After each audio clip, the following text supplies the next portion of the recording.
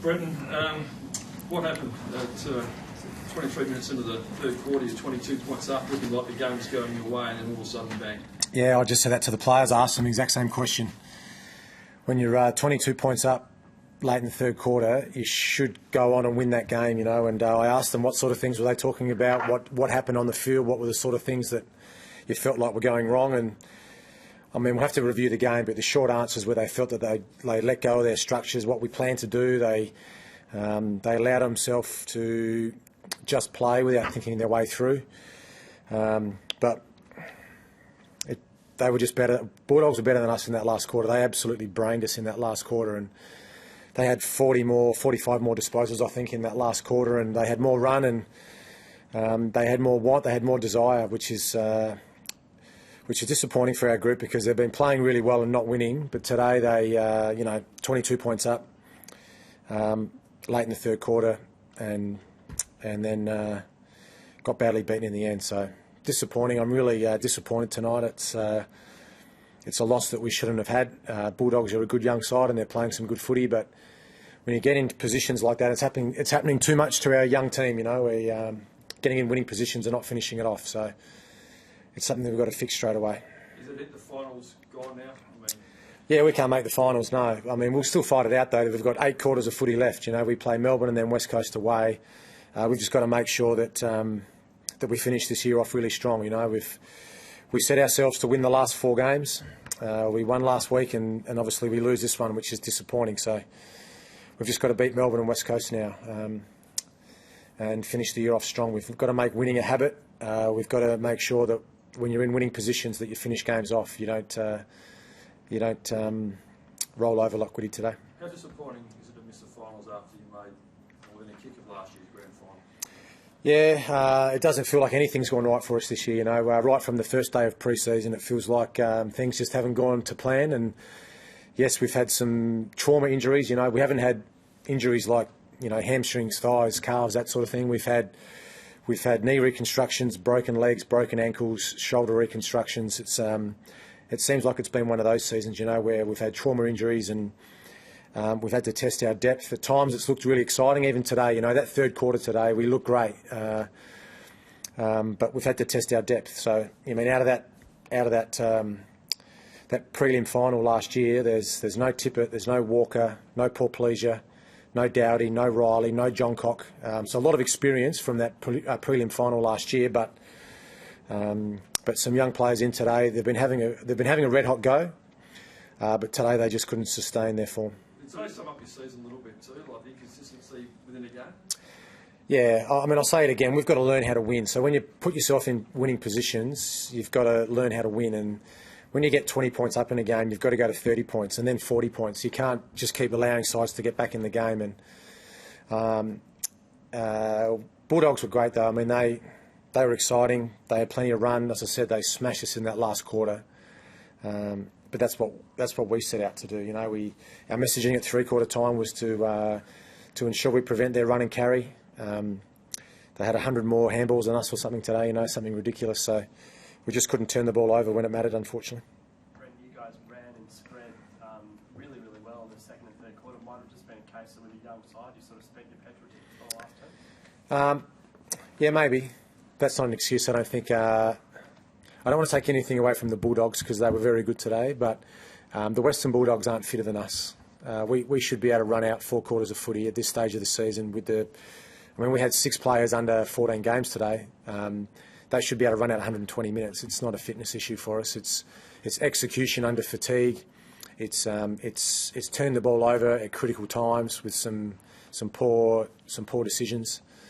We've just got to ensure that we teach these boys when the game's on the line, they learn how to win. And it feels like we've taken a bit of a step back today because I felt like our form's been good, but just didn't finish the game off again.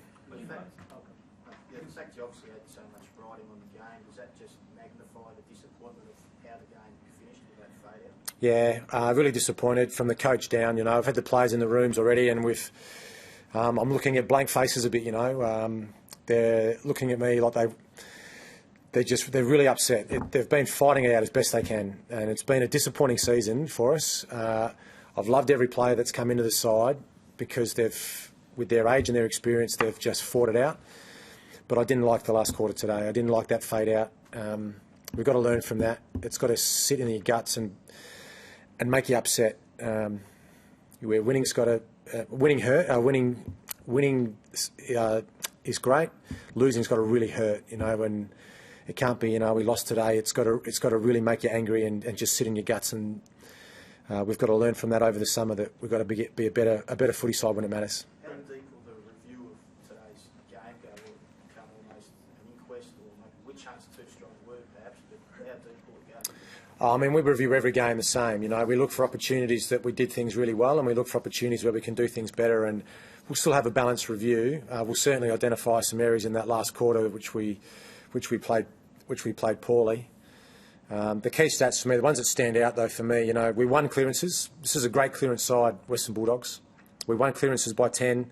We broke even contested possession. We restricted them to 47 inside 50s, but they kicked 131 points. They got a bit of a shootout, I know, but 21 marks inside forward 50 they took to our 9. And Campbell kicks 4, Dixon kicks 6. There's 10 goals between two players who we were hoping wouldn't kick 10 goals between them, So a few guys were down today. A few guys were fantastic. So we just need a better even contribution. What do you make of the umpiring? Was it puzzling, all those behind the ball free kicks today for starters, and secondly, the Talia spoiled Dixon late in the game?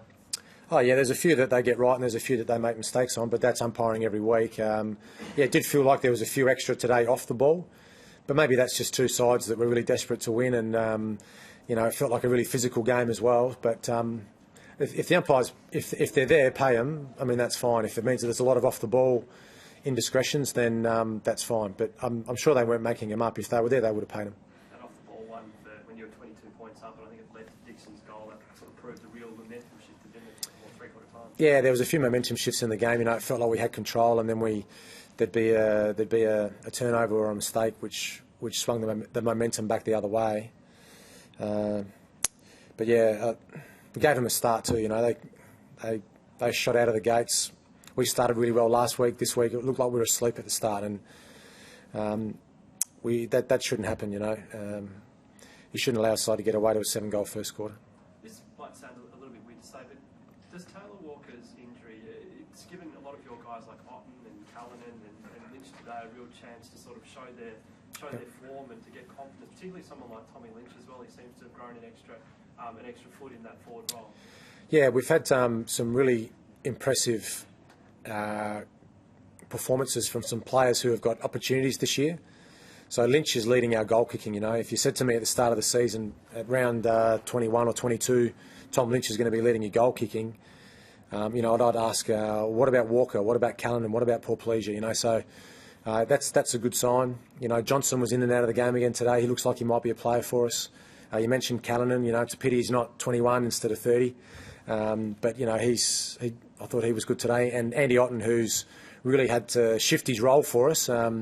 He's been one of our best defenders this year. And then today, he goes forward and looks like our best forward. So, it's been a year where we've been putting band-aids on a lot of problems, but it's also given some opportunities for some guys to really stand up as well. How far away are you from challenging again? Can you hit back hard next year? Oh, I think we can, yeah. I mean, our forward line would look very different next year once we had everyone back from injury. Same with our defence, but having said that, I've loved what Brown and Laird and Smith and those boys have done for us this year. We're getting some games into Shaw in the back half of the season. Talia was really good today. Defence that got badly beaten, Talia sort of stood up on Grant. But yeah, I mean, we have a pre-season. We come back with probably a different looking 22 to what we played out in the field today. But there's still an opportunity for some players to show us what they've got in this last 2 weeks. What areas of the field do you need to address to get better, either through free agency, trade or drafting?